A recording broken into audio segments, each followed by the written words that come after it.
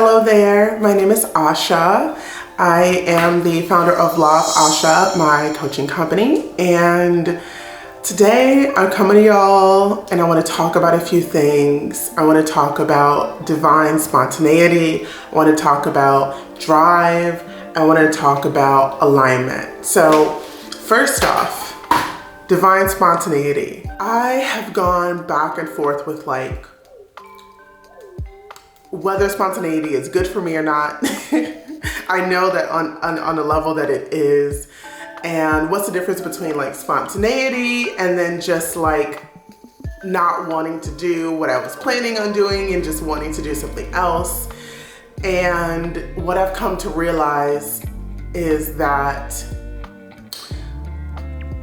spontaneity, for it to really have a good outcome, a positive outcome, it's got to be an alignment for me. It's got to be inspired by my inner being, by my source, my soul, my intuition, and it's got to be coming from that place. If it's coming from a place of, oh, not I want to go towards this thing, but oh, I want to get away from this other thing, then trying to get away from something else, that's not spontaneity. That's coming from a place of fear. That's a low vibration. But it's oh, I'm drawn towards this thing. Then that's different. That's attraction versus you trying to repel something. You can't ever repel anything. There is no exclusion. It just shows up again. So when it comes for me being spontaneous and wanting to encourage this side of me, this more playful, free, youthful, feminine side of me that's going with the flow, it's got to be coming from a place of inspiration, not trying to get away from something else. So I just did really long meditation. It's probably an hour and a half, 2 hours. And during that meditation, I felt so much release, felt so much let go, felt so I really needed that. Really needed that. It's my first day home after spending a week in Georgia with family and just getting back into my space and getting settled again and getting into a flow. I find myself getting into a flow that's different than it was before I left. That is and I'm noticing patterns and things that I was doing and ways I was engaging with my space, some of which were good, but then some of which were low vibrational. And I felt I was able to more easily feel that and be no, that doesn't feel good. What really feels good right now is what I'm inspired to do next is what I'm inspired to do for my space is this. And so the more that you meditate, the more that you spend time in nature, the more that you do things that allow you to connect with who you truly are and get you in that flow state, the easier it's going to be to notice whether your impulses or urges to go do things that might seem spontaneous are actually going to be beneficial to you, or if they're actually just running away from something. So there is definitely a difference. And today I'm going off of a mix of spontaneity and a mix of planning. I did my Vibrational Delegation this morning. I planned out what I was gonna do, but I left space in there. I left space in there for things to come together in divine timing, right? So I didn't say, oh, this time I'm gonna do this time I'm gonna do this time I'm gonna do this. That's not all set in stone, but I did write down what I wanted to do, what I was going to do, what I already had done, what the result was going to be, and what it's going to feel like. And so with all of that already pre-planned, then I can sort of just sink into the groove, the energetic groove that I've already created, that energetic momentum I've already created, and just go and flow with how that wants to unfold. So, divine spontaneity. Really, another word for that, another phrase for that, which a lot of folks, if you're familiar with Abraham Hicks, positive impulses. I probably say that's very much along the same lines as divine spontaneity, positive impulses. And I got reminded these past couple days that when we get ideas and inspiration, that's for now. It's not for later. It's not for like a year from now. Because before we created this concept of like calendars and clocks and stuff like that, there was no concept of a week from now, because there was no week. There are some ancient languages that don't even have words to denote time. So to just understand like existing in a world without time, of course time passes, but our understanding of it was very, very different. There is now, and then there is before now, you know? And so when you get these ideas, you get these inspirations, I encourage you to begin acting on them right then and there.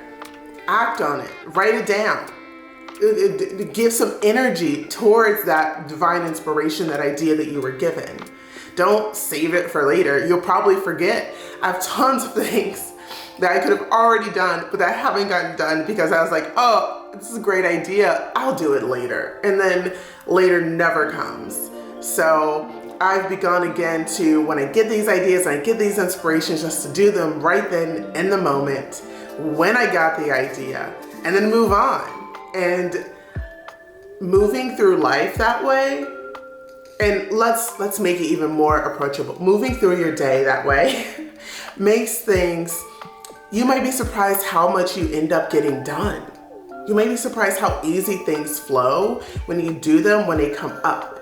And it's not that it's just random things coming to mind or things distracting you. No, ideas come up when it's the right time for them to come up. And so if you recognize that as, oh, I have this idea, oh, it's the perfect time for this idea. It's the perfect time to call this person, to send this email, to look up this thing, to clean that table, whatever, then you just do it. And then it's done. And it's honestly so much more effortless than having to go back and trying to plan, oh, when am I gonna do this and when am I gonna do that, and trying to strategize about it. It just, you end up giving it so much more energy than it actually ever needed if you had just done it in that moment.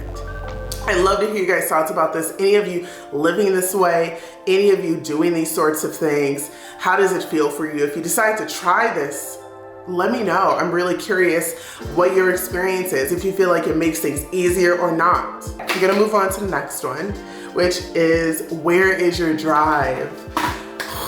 This one hits close to home because for the past maybe 2-3 months, I haven't been feeling very driven at all. And it was over this past week, over Thanksgiving, that I realized, I was like, where is my drive?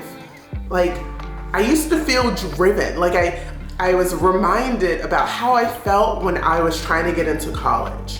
So when I was in high school, I think it's maybe my freshman or sophomore year in high school, I realized that I didn't have a college fund like my friends did. There's no money put away for me to go to college. I was like, oh, okay. So I figured out and researched, what do you have to do to get a full ride to school? And then I did all of those things. I did all of them. I did it all. And I was so driven those remaining years of high school, after I realized that, to make sure that I gave myself the best advantage and the best chance that I could to get into college, and not only get in, but to get a full ride, because there is no money saved for me to do that. And I did it. I ended up getting a full ride to college. It was great. And I remember feeling so powerful because I did that. And it took years. It took years of dedication. It took years of focus. It took years of reminding myself why I'm doing these things and why I'm putting these energy in these places, because it's going to give me the best opportunity to reach my goal, which was getting into school. And now that I'm going back to school again, I'm going back to school for jewelry next year, and I am, I don't have money saved for this either. And so I am calling in and manifesting ideas to bring in more income for myself, to generate more income of what I'm already doing, and opening myself up to potentially more streams of income, so that my schooling will be paid for. And there are also other ventures that I am currently working on, like my jewelry business. I'm continuing to focus on that, creating and updating my online store, going to events and exhibiting and selling my jewelry in person, and carry around business cards, handing them out to folks, increasing my brand awareness, things like that. And then in regards to my coaching as well, I do a similar thing. I'm continually talking to people about the law of attraction, about coaching, helping people, guiding people, giving them guidance, letting them know that I do this professionally, that I have a website, that I have a business for this law of Asha. So, but within all of that, there was still a lack of drive. And I realized that was coming for me from a place of fear, of like, oh, what if I drive and then I drive off a cliff? What if I put my energy to this and then I fail? So I realized that there was an underlying current for me in the work that I've been doing, in my creative endeavors, in my jewelry, and also in my coaching. Oh, what if I put all this energy in and then it fails? And that's ultimately what's been holding me back from success in this, because of that fear of failure. And so if you don't feel driven in your life, then there's probably a fear around that. Now, that's not saying for everyone. I don't believe that's the case for everyone, because there are some folks that if you might not have drive because you've already accomplished what you have been driven to accomplish. And then at some point you'll find another thing that you're driven or excited or passionate about that you want to go focus on. But I say for the majority of people have an opportunity to be more driven, to be more, what's another word for that, inspired, to be inspired to act, to be inspired to move forward and not let themselves be held back by fear. And so I encourage you to take out a journal and answer the question, are you driven? And if not, why? And if so, why? What drives you? If you used to be driven, but you're not anymore, what drove you in the past? And I don't like the way that phrase, because it's not like what drove you, but because I feel like we're the ones driving, right? We're driving. But it's more like what's inspiring you, right? Driven, inspiration. I feel like those things could be used interchangeably. But it's like if you're not driven in your life, if you're not driven with what you're doing, then where is your energy going? Where are you driving your energy? Is your energy scattered and dispersed? Or is your energy focused? These are really important things. I was dating a guy, and at the beginning of our relationship, we were dating, we were both driven. We both had things that we were passionate about, goals that we were trying to achieve. And that was only one aspect of what made us interested in each other. There were other things as well, but we both had that. During the course of our relationship, he became depressed and he lost all drive and had no desire to do anything. And I lost attraction for him.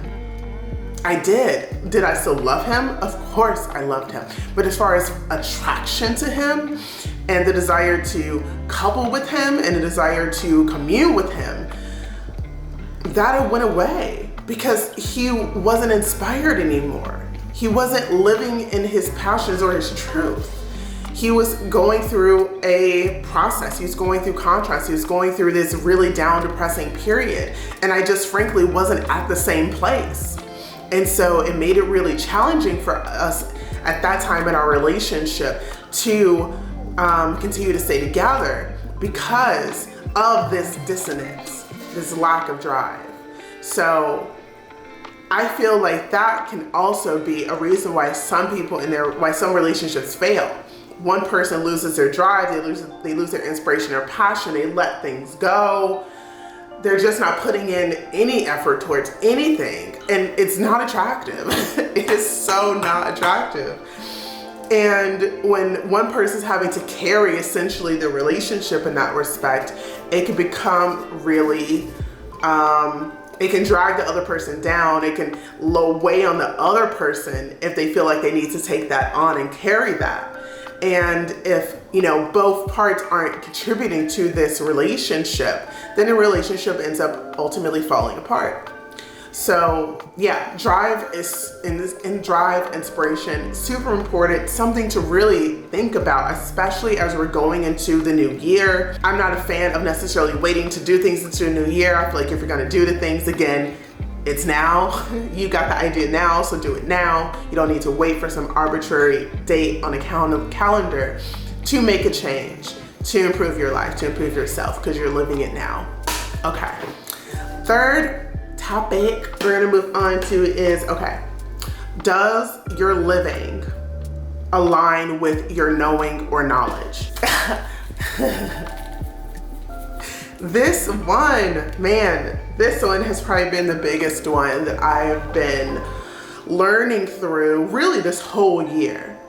And essentially what this question is asking, again, I recommend you take out your journal, pause this video, answer this question for yourself, and then let's get into the discussion about it. When you come to know something, when you gain more knowledge, when you gain an understanding about how you believe the world works, how you believe your reality works, how you believe things are supposed to be, right? We all have this understanding about the world.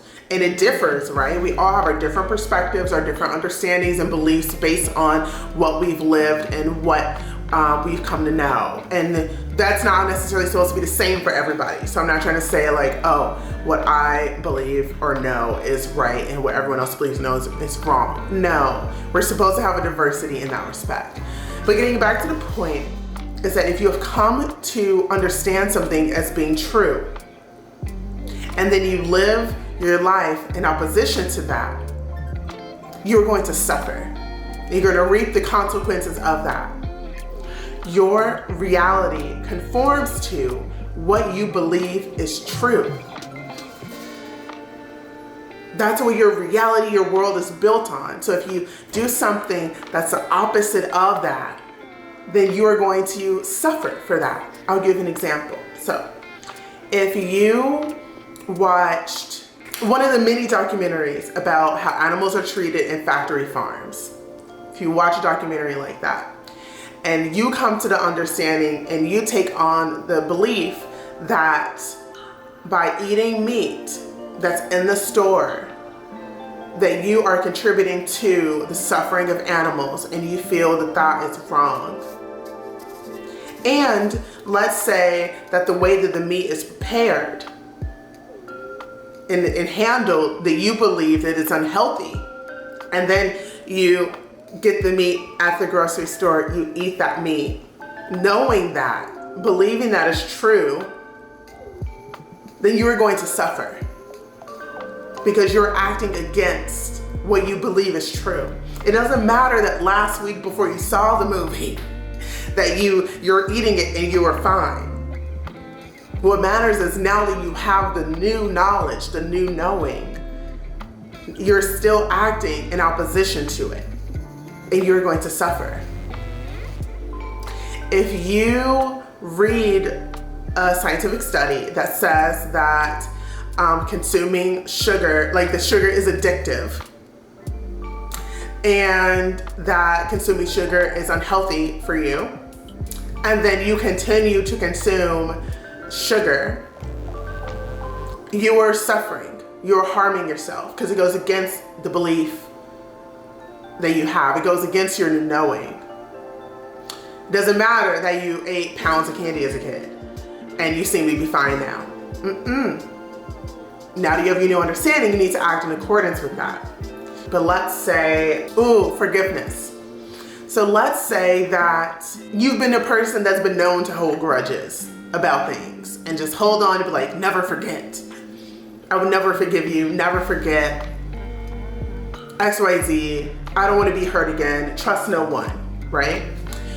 And then you have this experience, maybe you go to a therapist, maybe you're listening to a talk where they're talking about how forgiveness is actually for us. And that when we refuse to forgive someone, we're actually hurting and harming ourselves and preventing ourselves from growing and evolving and moving on. And it really doesn't have that much to do about, punishing or affecting the other person. We're just, by holding on to that negative emotion, we're actually hurting, harming ourselves. And you're like, that makes sense. Wow, never thought about it that way. Okay. Now, if you continue to hold grudges and to not forgive and you like know this, but it's like, I don't care. Like, they did this to me. I feel this way. And you continue to not forgive, to not let that go, then you will suffer even more for that. Because now you have this knowing. I'm going to think of another example that I can give you guys. It's helpful to have many examples. Okay, let's see. Okay, oh, here's a good one. So let's say that you read a study that shows that using sunscreen actually has chemicals and things in it that can actually lead to cancer. And then you continue to use sunscreen like you've done all these years. You will likely get cancer. You will likely suffer for it. Because you've now integrated in this new information. And let's say that you read it, you're like, oh, that makes sense. Wow, these scientists, they know what they're talking about. I believe that, Let's just say that's your frame of mind. That's the way you go about things internally, mentally. So with that being the case, if you continue to use sunscreen, then you will then likely develop cancer because you have the knowing that sunscreen has things in it that can cause cancer, that are cancer causing. Get what I'm saying? So now you need to operate within your new knowing. Like, oh, I know that is harmful. I know that that's not good for me. So I'm not going to use that anymore. I'm not going to do that anymore. I'm going to give some on the other side of the spectrum. Instead of like, oh, this is bad, I'm going to give some examples of things that are good or things that may perceive to be good. So if you go to a yoga studio, you end up taking a yoga class, but there's like half the class is meditation. And they educate you about how good meditation is for grounding you, for calming you, for bringing you clarity and focus and direction, and for healing your body and for achieving bliss and rest. And it's the best way for you to connect with your inner being, with your soul, with your intuition, with your truest self. And you experience that during the class. And you're like, wow, I walked away from it feeling this. That was true. And then you don't meditate. You're like, oh, I don't have time, I don't blah, blah, blah, blah. You may be feeling all these things like lack of clarity, things, you're slow to heal, frustration, feeling stressed, things like that. If you meditate, then you will experience those positive benefits that you know to be true. And it's the same with eating fruits and vegetables, right? Most people believe that eating fruits and vegetables are good for you because they have water content in them, they have nutrients in them, they're coming directly from the earth, they're unadulterated, they're unprocessed. And eating fruits and vegetables, that you will be healthier, that you'll lose weight, that you'll be more vibrant.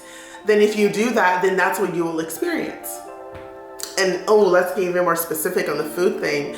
If you believe that eating organic fruits and vegetables is better than eating regular fruits and vegetables because they don't have pesticides on them, then you're going to experience even more benefit by eating organic fruits and vegetables. And you may actually suffer if you eat regular fruits and vegetables because you believe they have pesticides on them and you think pesticides are bad for the body.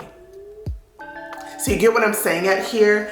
It's important for us to really know our mind, to know what beliefs we have. And this is a good prompt. So I want you to write on a piece of paper, think about all the beliefs that you have. All of them. I know it's a lot.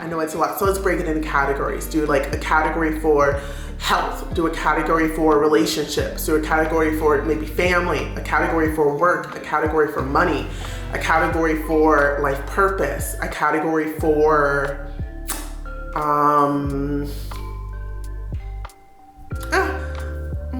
maybe beauty. And let's leave it there. Let's leave it there for now. That's plenty of categories.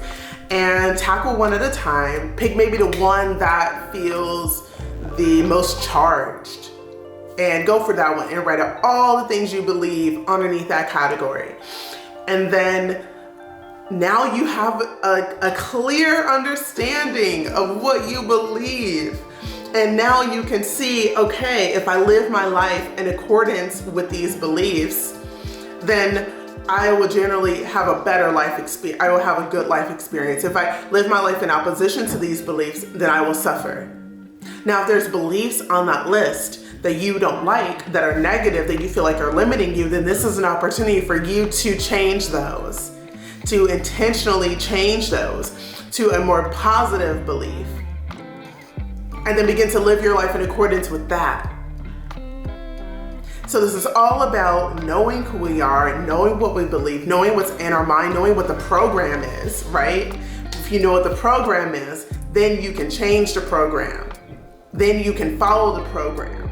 Now, all programs are bad. There are some really great programs too, but it's all about knowing what your programs are, how they are running your life, and making sure that you are living in accordance with them or change them. So that's the last topic. I feel like the last thing I want to really say about that is that, like, on my own personal experience with this lately, is like this year's been a really challenging year for me because there's just been so many things one after another that have just been coming up and been really challenging for me. And in the midst of all that, I sort of felt like I sort of lost my drive. Yeah, as I was talking about earlier, I sort of lost my drive. I got tired, I got stressed, I was getting sick, and I was like, oh, this is so hard. Like, oh, this is so hard. Can't this be easier? Like, I don't want to do this. This is too hard. This is too scary. And in the process of being in my own head, in my own mind about how challenging things were, I had stopped doing the things that I know for me to be beneficial, which just compounded the suffering, compounded the pain, compounded all these unfortunate things on top of each other, because I wasn't doing what I knew to be helpful or good for me. I wasn't doing what I knew to be in alignment with me. And if you could just start by doing that, instead of trying to change the negative beliefs first, just start by doing the things that you know that you believe are good for you. And that's going to put you at a better place to be able to then go ahead and change the things that you feel like are wrong. You have to take baby steps. Like, if you know that it's important if you have a belief that, 8 hours of sleep every night is going to make me healthy. But if you aren't already doing that, but you're trying to change this other belief about organic versus inorganic food, you're doing way too much. You just need to start with the basics. What do I already know is good to be doing for me? Do that stuff. You do that, you will be at an amazing baseline place. And I was reminded of that again recently, and I was like, yeah, I already have this knowledge. I already have the knowledge of what I need in order to be healthy, in order to be successful, in order to feel vital, in order to be well. I already have these beliefs here. Instead of trying to change all these from a place of fear because I'm afraid that I'm going to fail, I'm just going to act in alignment with what I already know to be true. And then I'm going to reap the benefits of that. And then that will give me the foundation that I need to change some of these other things, right? It's like, don't start taking supplements if you're not even eating a good regular diet, right? If you're not eating fruits and vegetables, what you need supplements for? What? So you can go to McDonald's or go to fast food or keep eating out all the time and just take your supplements? Supplements aren't going to do anything. They are supplemental. They're meant to be added onto an already good, an already balanced, well-rounded, in alignment diet. That's what supplements are for. So I'm not going to go down a rabbit hole on supplements, but you get what I'm saying. It's so important that we live in alignment with what we believe And once we do that first, then we are at a foundation in which we can begin changing things, changing certain beliefs, incorporating new things, taking new things out. So that is all for today. I hope you enjoyed this. I would love to hear your comments. I would love to see what you guys are thinking about this. I would love to hear your prompts and responses as well. I have a Patreon. This video is actually released on Patreon early. Patreon members get that. They get early releases and access to videos, talks, content. Some of my tiers in Patreon actually get access to my online courses and masterminds and things of that sort. So if you haven't already, go over to my Patreon, go ahead and check out my content over there. And to let you know, I have tons of free content. Patreon is sort of functioning as my blog right now.